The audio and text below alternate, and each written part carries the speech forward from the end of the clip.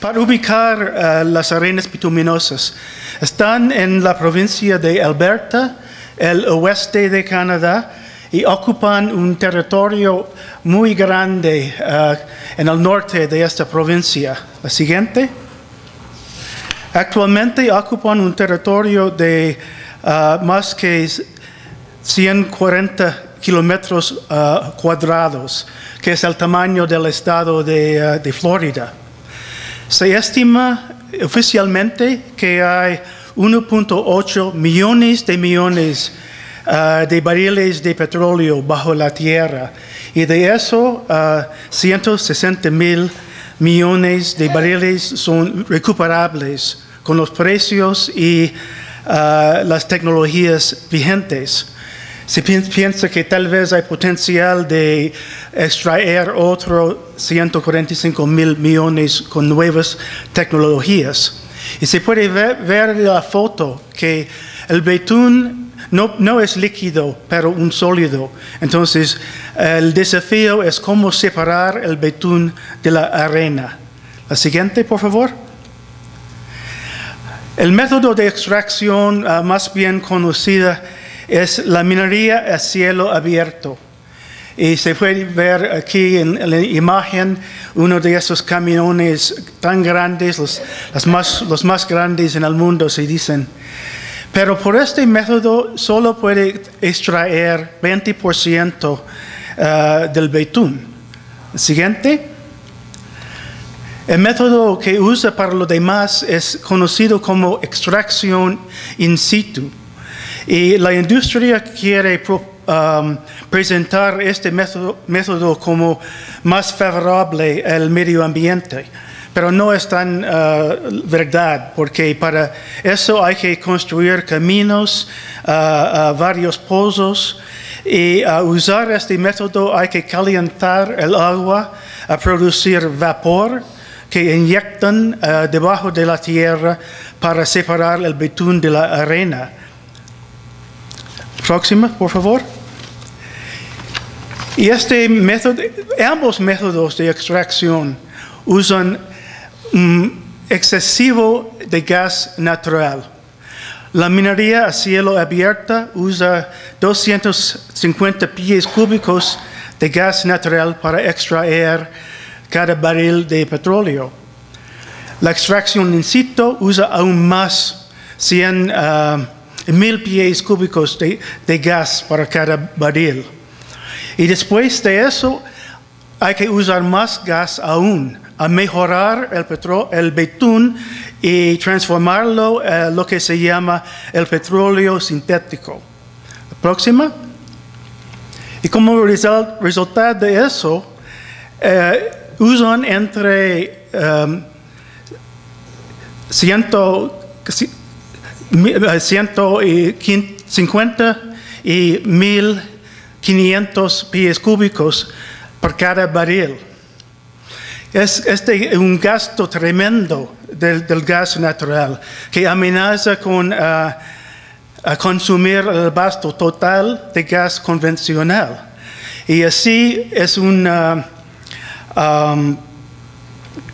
razón por qué habla de usar la fractura hidráulica a extraer más gas no convencional en Canadá. No es porque no tenemos gas natural convencional, es que gastamos demasiado a extraer el betún. Y el antiguo tesoro de Alberta dice que es como usar el oro para producir plomo. O yo prefiero la imagen de mi gran amigo mexicano Alberto Castillo, que dice, es como quemar la caoba para leña. ¿Hay alternativas al uso de gas natural? Algunos hablan de usar el poder nuclear, que verdaderamente no es buena alternativa. La próxima. Pasando a los efectos sociales. Como resultado de tanta inversión y producción de betún, Hay, por supuesto, ganancias para las empresas, pero la mayoría de estas ganancias salen de Canadá porque las empresas son mayoritariamente de capital extranjero, estadounidense, europeo, y recientemente los chinos empiezan a invertir también. De lo que queda en la provincia de Alberta, la mayoría va a el 10% más rico de la población. Entonces, es verdad que para los trabajadores, los profesionales que trabajan en las arenas bituminosas, es verdad que sus ingresos incrementan. Pero los estudios muestran que una razón principal por eso es porque tienen que trabajar más horas. Y eso va directamente en contrario de lo que Miriam habló hoy por la mañana, de la visión feminista, que queremos más tiempo para las familias, para el descanso, para el espiritual, la política. Pero la realidad es que la gente en esta industria trabaja más horas para estas ganancias. Y la gente más pobre, gente con ingresos bajos, por esa gente sus ingresos han caído dramáticamente en términos reales. La siguiente. El resultado de eso es más pobreza en la provincia de Alberta. Durante las épocas de crecimiento de inversión en las arenas bituminosas, el número de personas sin hogares viviendo en las calles incrementó tanto.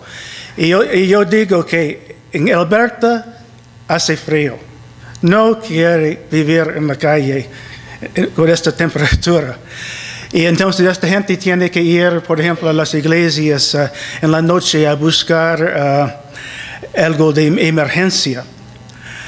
También en cuanto a la pobreza, las mujeres, las madres solteras, la gente indígena tiene nivel de pobreza peor que cualquier otra provincia en Canadá. La siguiente. Otro efecto de esta industria es un supuesto escasez de mano de obra. Y eso no es tanto en la industria de arena bituminosa como tal, pero en los servicios que sirven alrededor de la industria, en las ciudades, por ejemplo. Y entonces el gobierno federal de Canadá tiene un programa de atraer trabajadores temporales de México, de China, las Filipinas. Pero esos trabajadores son sujetos a abusos típicos como agencias de reclutamiento sin escrúpulos que cobran cuotas exorbitantes de los trabajadores, viven en malas condiciones, son amenazadas de ser deportados y después de sus contratos muchos entran en la economía bajo el agua, donde son aún más vulnerables al abuso. La siguiente.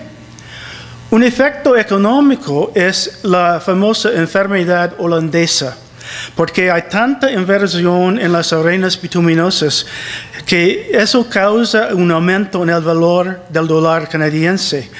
En 2002 el dólar valía solo 60 centavos del dólar estadounidense. Ahora vale más que el dólar estadounidense. Y por razón de eso hemos perdido más de 400,000 empleos en las industrias manufactureras. Y según un estudio, 54% de estas pérdidas son directamente por razón de las inversiones en las arenas bituminosas. Y el Instituto de Investigación de Energía de Canadá estima que invertirán $2 millones, $2 trillion en inglés, para construir y mantener las arenas bituminosas durante los próximos 25 años. La siguiente, por favor. El desarrollo de esta industria no fue posible sin grandes subsidios de ambos niveles de gobierno, de la provincia de Alberta y también del gobierno federal. Hay un incentivo de la provincia para usar más gas natural, porque porque pueden restar los costos de comprar el gas de sus impuestos. El gobierno federal también tiene su programa de incentivos, pero tal vez el subsidio más grande es el resultado de las regalías bajas. La siguiente. Hoy por la mañana hablamos un poco de las rentas. Y aquí yo cito un estudio de unos amigos del Parkland Institute. Y por razón de este estudio, definen la renta económica como las ganancias en exceso de una tasa de rentabilidad normal de 10%.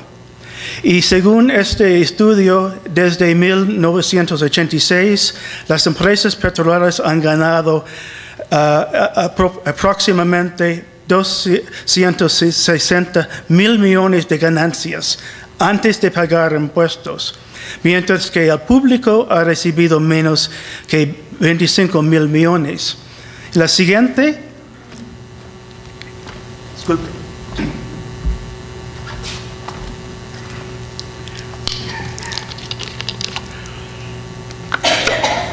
Este gráfico es de los economistas que hicieron este estudio y se ve que sube, no baja. Y lo que sube es la parte roja y eso representa las ganancias que van a las empresas privadas. Y la parte azul es la parte que va a la provincia o al público. Entonces es el subsidio más grande. La siguiente, por favor.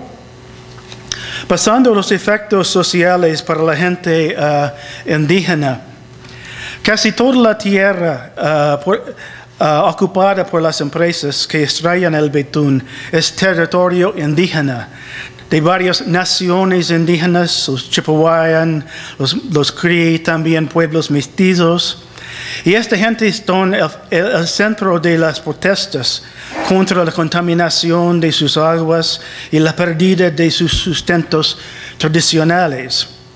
El río Athabasca fluye de la región de las minas a cielo abierto al lago Athabasca, donde se ubica el pueblo Fort Chipewyan. Y un jefe de esta nación dice: la extinción del caribú sería la extinción de nuestro pueblo. El caribú es nuestro animal sagrado. Cuando el caribú muere, nuestra tierra muere. La gente indígena en Canadá, igual que gente indígena por todas las Américas, tiene este vínculo tan estrecho con su territorio y la espiritualidad que viene de sobrevivir por su territorio. La siguiente, por favor. El resultado de la contaminación de las minas a cielo abierto es niveles de cáncer en Fort Chipewyan 30% más alto que lo previsto durante los últimos 12 años. La gente protesta contra tóxicos que encuentran en su comida. Carne de alce puede tener tóxicos 450 veces más grande que el riesgo aceptable y hasta 30% del pescado tiene niveles de mercurio excesivos. La siguiente es una foto de, se ve el río Athabasca un poco a la derecha, que va del sur al norte. Y precisamente al lado del río son esos lagos tóxicos. Y lo llamo lagos porque son tan grandes que se puede verlo del espacio. Y de esos lagos tóxicos filtran 11 millones de litros al día de agua contaminada. La siguiente. Esas fotos son de pescados del lago Athabasca, cerca del Fort Chipewyan. Y se puede ver que el pescado a la izquierda tiene dos bocas. Y otro a la derecha tiene un tumor. Y como dije, 30% del pescado que pescan en esta comunidad tiene tóxicos de mercurio. La siguiente. El impacto ecológico sobre el agua. Las minas a cielo abierto usan mucho agua, 2.5 a 4.5 barriles de agua por cada barril de betún. Y los lagos tóxicos abarcan 170 kilómetros cuadrados. Filtran químicos como cadmio, mercurio, plomo y otros tóxicos. Próximo. Esperanza habló un poco de los derrames en Ecuador. Un fenómeno que hemos descubierto es que los oleoductos que transportan el betún tienen más derrames que uno espera de otro oleoducto. Y la razón es que para transportar el betún hay que diluirlo con petróleo ligero o líquidos de gas natural. Y el betún diluido, lo que la industria llama dilbit, es más corrosivo que el crudo convencional. Contiene 10 veces más azufre, otras materias abrasivas y es hasta 20 veces más ácido. Además, se transporta a temperatura alta. Entonces, cuando hay un derrame de uno de esos oleoductos, los efectos son peores que un derrame de petróleo convencional, porque si ocurre sobre un río o un lago, el betún pesado se hunde al fondo del río y es más difícil limpiarlo. Próxima, por favor. En cuanto a los gases de efecto invernadero, extraer el betún emite entre 3.2 y 4.5 más gases de efecto invernadero que extraer el petróleo convencional. Y las cifras oficiales del gobierno canadiense estiman que van a doblar por el año 2020 la cantidad de gases de efecto invernadero. Y esta cantidad estará bastante para, ¿qué es la palabra? Eliminar todos los programas del gobierno federal de bajar los gases de efecto invernadero en el país, porque las arenas bituminosas van a emitir tanto. Siguiente.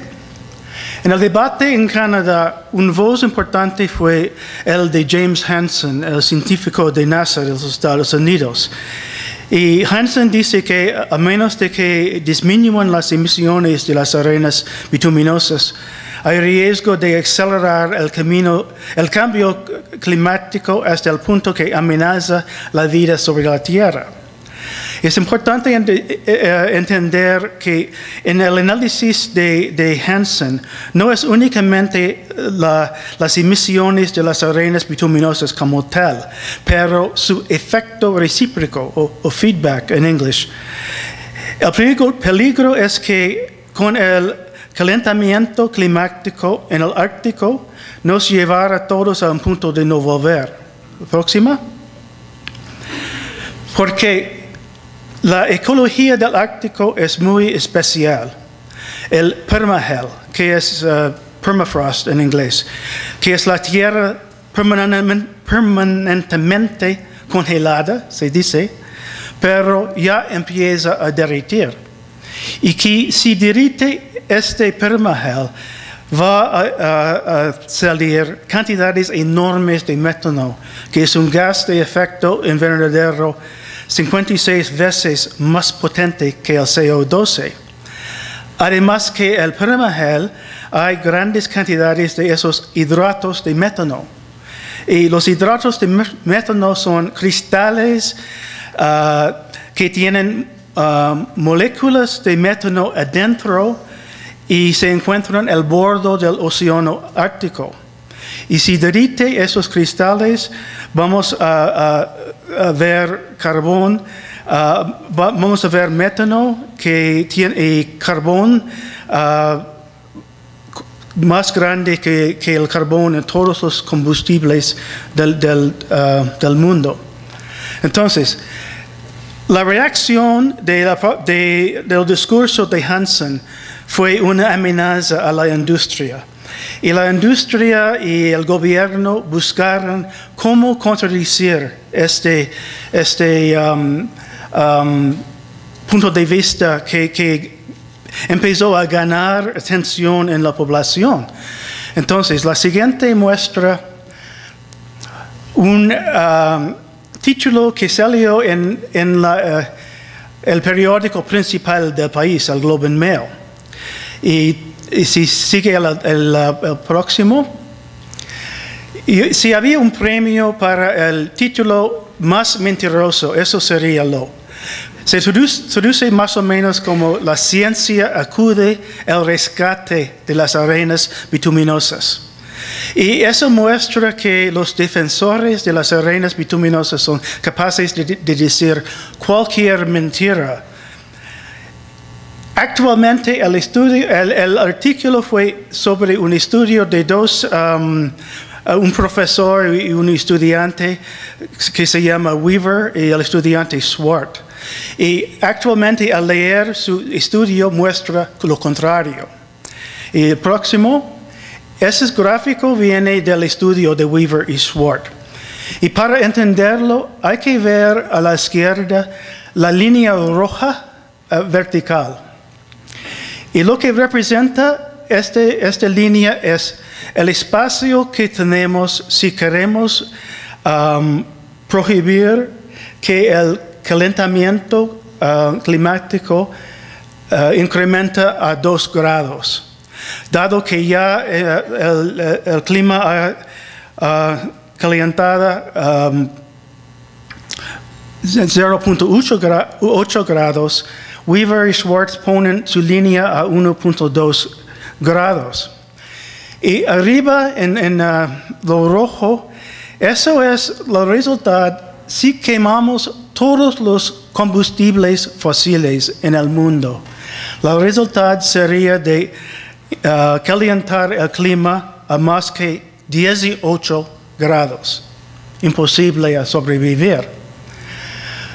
Bajando, lo azul son cantidades para varios tipos de combustibles fósiles. El carbón es lo más grande. Lo que me sorprende es la tercera, es la gas no convencional, que es mucho más grande que el gas convencional en este cuadro. Y eso quiere decir, si continuamos con la fractura hidráulica, fracking, para gas no convencional, amenaza un incremento por sí mismo de más que 2, casi 3 grados. El fin abajo son las arenas bituminosas de Alberta. Y lo que el título en el periódico celebró es que si quemamos todo el betún en Alberta, no calienta 1.2. ¡Qué salvación! Pero lo demás es peligroso también. Vamos a ver con la siguiente que exactamente dijeron Weaver y Schwartz. Dijeron que sus estimaciones subestiman los efectos de quemar el betún. Actualmente sería 20 veces más grande. Y si extraímos el betún de Alberta, su contribución por esta fuente único sería 0.36 grados centígrados, que es muchísimo. Y la siguiente, ellos entonces hacen otro cálculo. Dicen que cada persona en América del Norte, si cada persona consumimos el betún de Alberta en América del Norte, vamos a gastar 75% de las emisiones permitidas por cada persona en América del Norte, por esta fuente solo. Entonces, la siguiente tiene la conclusión de Weaver y Schwartz, que necesitamos una transición rápida a fuentes de energía de bajo emisiones Y eso implica no solamente de no construir nuevos oleoductos de exportación, sino también nuevas minas de carbón, no fractura hidráulica para gas o petróleo no convencional. Bueno, la siguiente es la historia de la lucha actual, porque la lucha actual es en contra de los nuevos oleoductos de exportación. Y hay varios proyectos de exportación. Unos dos al lado oeste del Pacífico, uno grande, el Keystone, el Golfo de México, otro el Atlántico. Y la próxima es una mapa de... Sí, la próxima, por favor. Este mapa muestra los oleoductos que ya existen. Y como se puede ver, la mayoría traen el betún del sur a los Estados Unidos. ¿Y la próxima? Pero esos son los proyectos nuevos contra que luchamos ahora. Uno, el norte de Columbia Británica, va un puerto, se ve el barco, listo a trasladarlo a China o tal vez a California. El Keystone, si termina de construirlo, va a llegar al Golfo de México. Otro proyecto es construir una línea el Atlántico.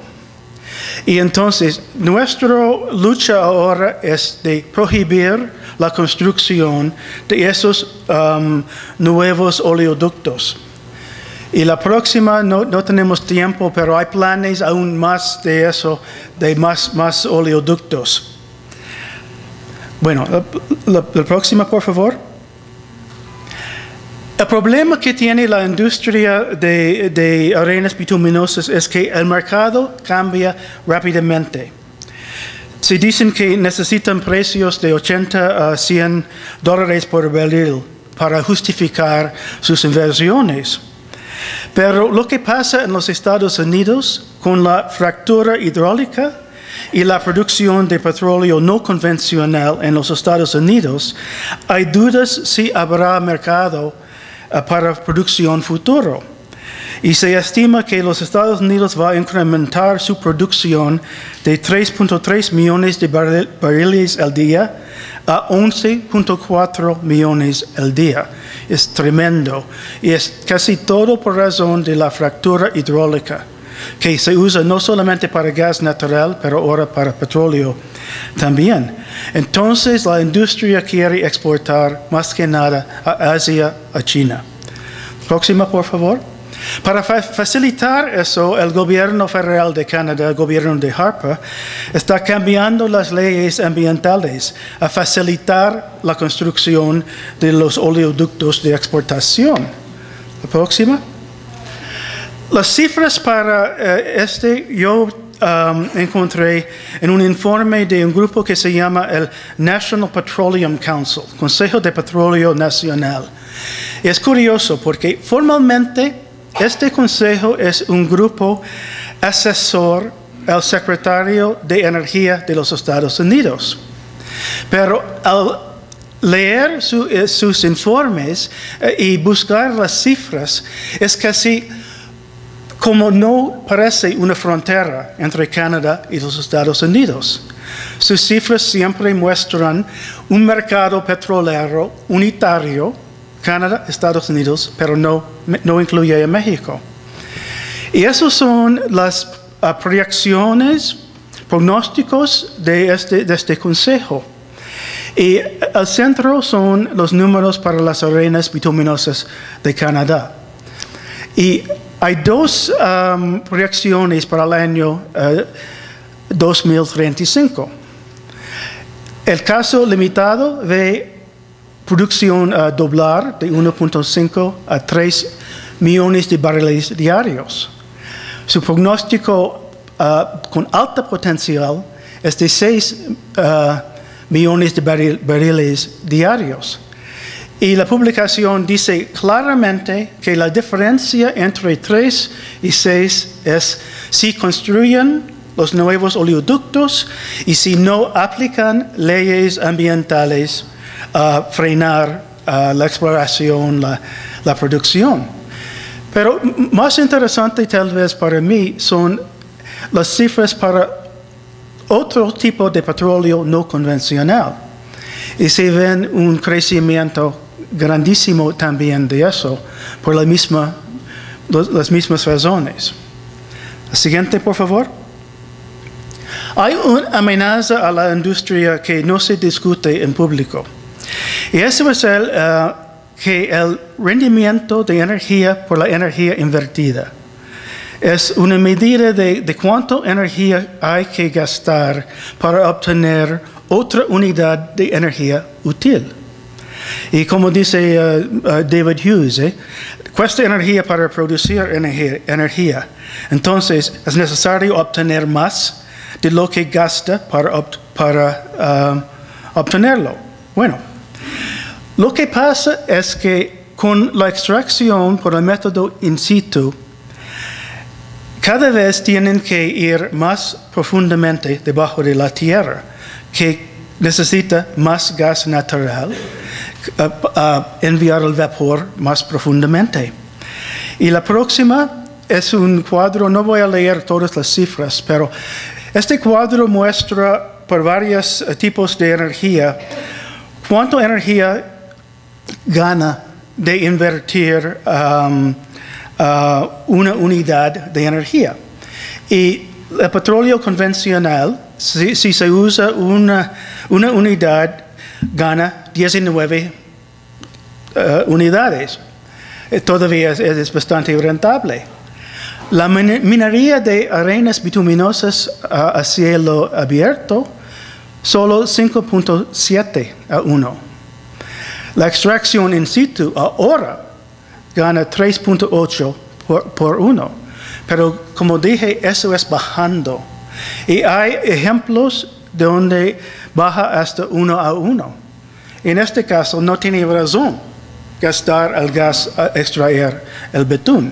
Y es por eso, como dije, que buscan otras alternativas como usar el poder nuclear. En la siguiente, eso más o menos repite lo que acabo de decir. Entonces, la siguiente.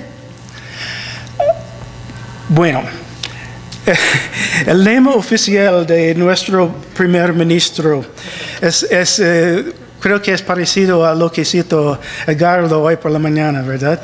Que Canadá es una nueva superpotencia de energía energética. Pues llama a las arenas bituminosas como un océano de arena remojado en petróleo. Dice que los inversionistas hablan de Canadá y la seguridad energética continental a la vez. La siguiente, preguntamos, ¿somos una superpotencia? ¿Qué es la definición de una superpotencia?